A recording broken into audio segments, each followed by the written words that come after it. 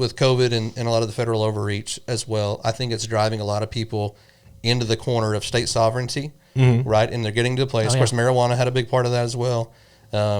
And so they're getting to where, hey, look, we're calling you out on this. As a politician, like, you're okay with marijuana, you're okay with making a 2A sanctuary state, you're okay with, nullification in every other area. Yeah, you're okay with thumbing the nose at the federal government in every other area, except for abortion. Why is that? And so let's be consistent with our messaging, and as the church, as Christians, it's we have to own up to it.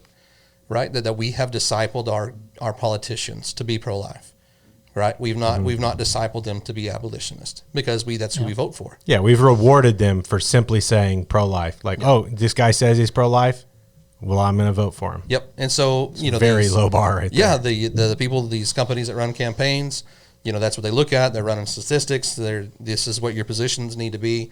And guys that don't have convictions, guys that aren't standing on standards, right, biblical standards, the absolute truth, they're not standing on them. So they're gonna run on whatever's going to win.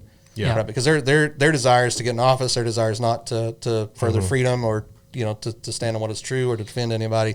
It's simply to be in political office or for their own means. Yeah. And so it's just. I think we're getting to a place. I think God is steering the United States in a place where we've got to answer, for the way that we've done things, and that's one of our primary jobs is to draw that line, to create that sort of situation where people have to either be for abolition or not. And sometimes people don't understand what we're doing, but we know that we're doing a good job whenever a politician sends out a mailer that says pro-life on it and they lose. Yeah. That's us affecting the culture in such a way where no longer can just some random Republican candidate just say, I'm pro-life, and it matter. People need to be like, okay, generally speaking, I need to know more about what you mean by that. And it kind of makes me suspect that you even put that on there. If you put abolitionist on there, you got my vote.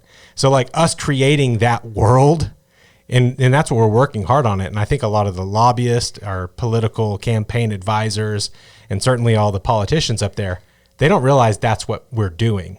So whenever a guy like Larry Boggs sent out a mailer saying, I'm pro-life and Warren Hamilton is not. And then people are like, well, then I'm voting for Warren Hamilton because I think abortion's murder and should be abolished. Right. Yeah. That backfiring thing is what they're slow to.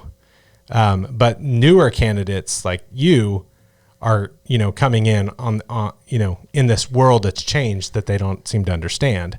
And so you'll be able to actually benefit from tracking with the people. Yeah. And so, I told him I would give him a shout out. My old history teacher from school, he's from New York, Ben Zook. He was a great football coach. He was a great teacher, man. We had some really, really good conversations. Shout out to Ben Zook. Yeah. In government. In the role of the state, the role of the governments, and so it's just abolition is just a reinforcement. This is how things are supposed to work, right? The power of the states, if whatever 10th Amendment, whatever's not given to especially given to the federal government, is supposed to be to the states or to the people. Yeah, and so we as Christians, we as the people, have got to start discipling our politicians in a proper biblical way. Yeah.